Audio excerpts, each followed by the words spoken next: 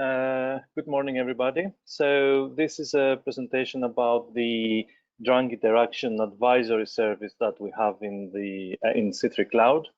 It's part of the wider clinical decision support capability of the infrastructure. And in this presentation, I'll go through some of the elements of the implementation as well as details of how it works.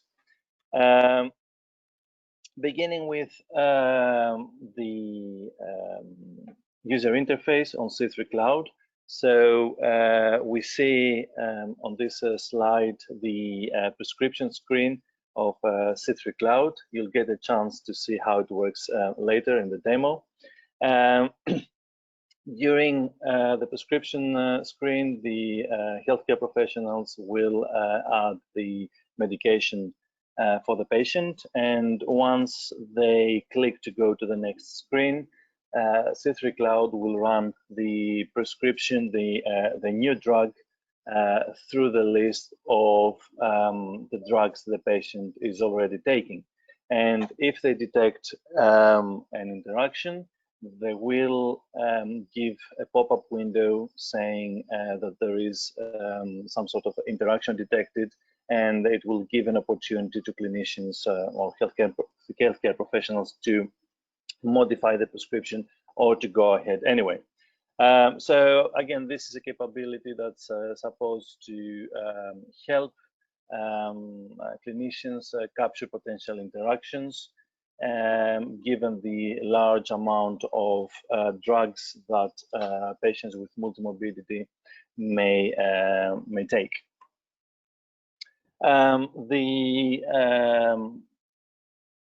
engine and the database of the interaction is based on the UK's drug-to-drug interaction database.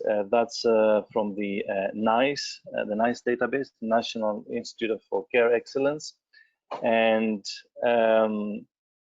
it has three main elements.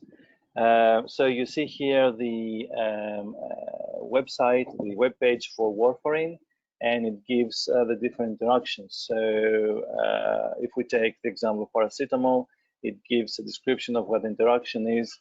It gives an estimate of the severity, as well as the evidence for interaction. So NICE collects evidence about the guidelines and recommendations it offers.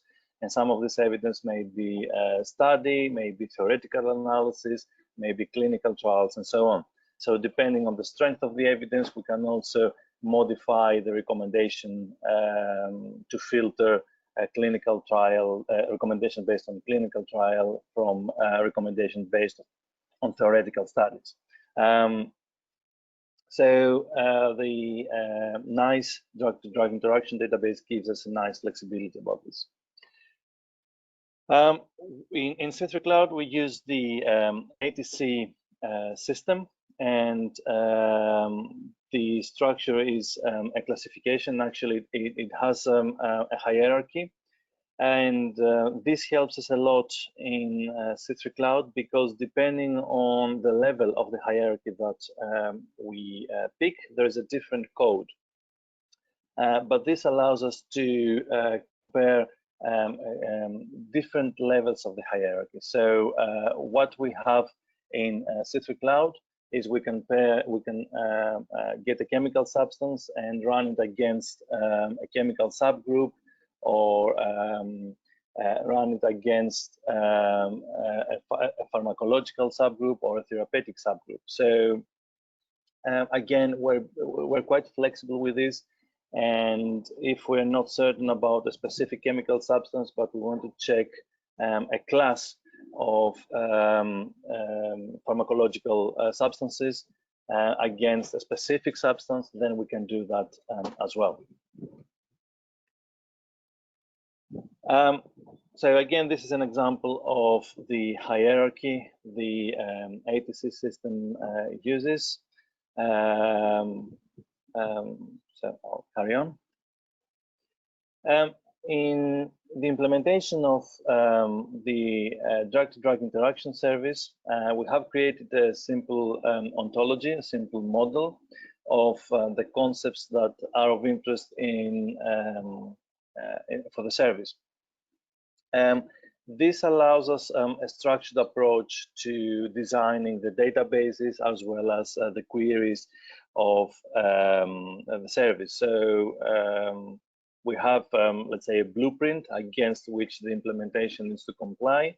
So if we want to change the implementation, then we can do that as long as the new implementation, the new technology that we may use, for example, a new database that may be quicker. Actually, we did that during the implementation stages. We can change to different technologies as long as these technologies comply to the ontology that we have.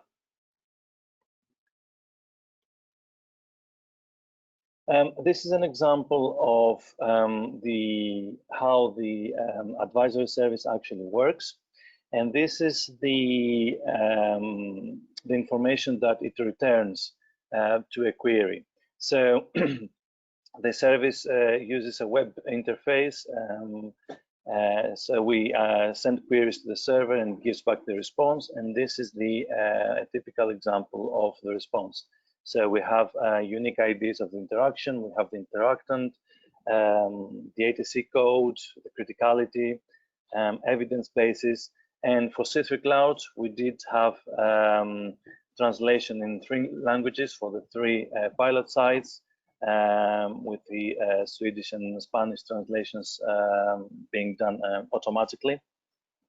The service contains approximately 105,000 interactions for 1,004 substances. All interactions and the text has been translated in all pilot site languages.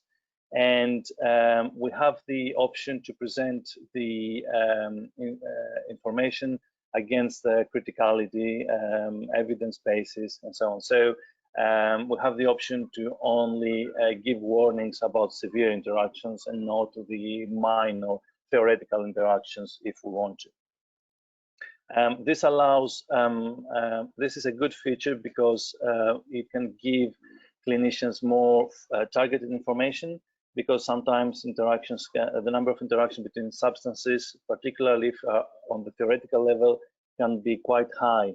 So it can be a bit time consuming for clinicians to go through all the interactions. So we have the option to only filter severe interactions.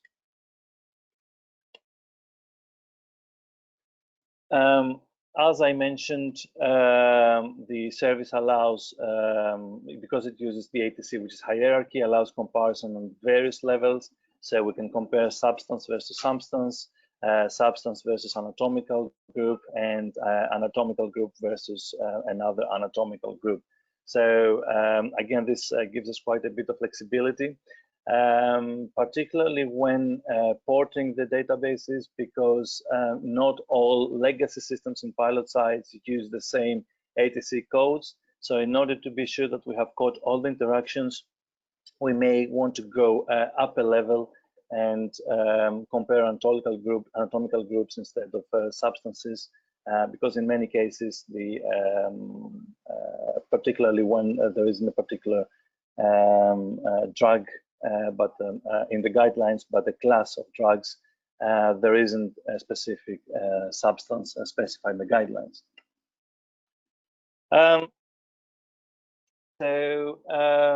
That was a presentation, a quick presentation of the advisory service.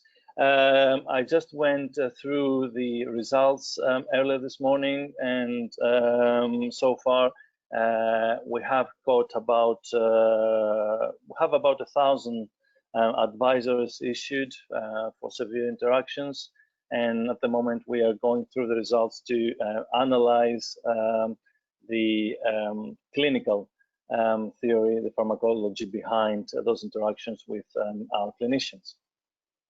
So thank you for your attending the presentation.